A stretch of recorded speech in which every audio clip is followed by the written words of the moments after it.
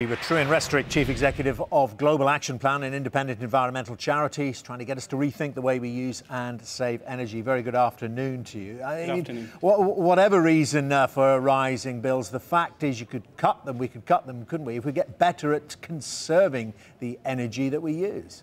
That's right. I mean, clearly what the government are hoping with the figures they released today is that energy prices go up. We'll start to think a lot more carefully about how we use energy. And research that they produced just last year shows that we are still wasting a lot in the homes. You know, just things on standby is costing us between £50 and £80 a year on our bills. If we didn't use that tumble dryer quite so often, we could save another £55 a year on our bills. So we do need to start to rethink how we use energy in our homes.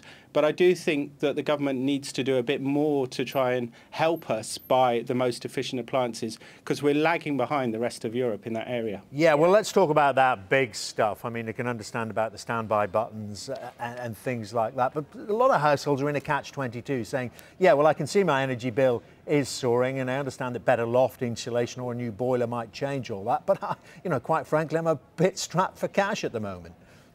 Yes, and you know, it's how do you make those small actions which do make sort of add up to bigger savings. But it's when you're buying those big appliances, I think the British consumer needs to know more about the true cost of those products. So we've looked at purchasing patterns in the UK compared with the rest of Europe. You know, in the UK, where for sort of fridges and freezers, only a third of us are buying sort of A+ rated machines, whereas in other countries in Europe, that's up around 80%. And when we looked as to why that was happening, there's a number of important factors here. One is that we're not getting good enough information from our retailers. So when you go and buy those products, you're not seeing how much it's going to cost you to run those appliances each year. And that would help us make better decisions.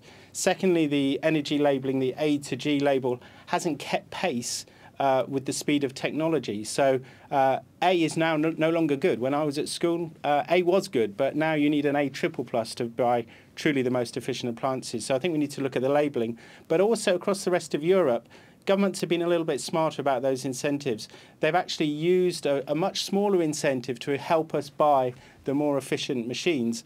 And that locks us into big savings. You know, just on fridge freezers, the UK could knock off £24 million a year on its electricity bills if we were to buy the A+ rated fridge freezers. And over the lifetime of those machines, that's enough power to heat the town the size of Exeter. So it is, you know, substantial when you look at it cumulatively. And I think the government needs to really sort of speed up our energy efficiency strategy in this area. OK, to steal a phrase, every little helps. Trewin Restorick, thank you very much indeed.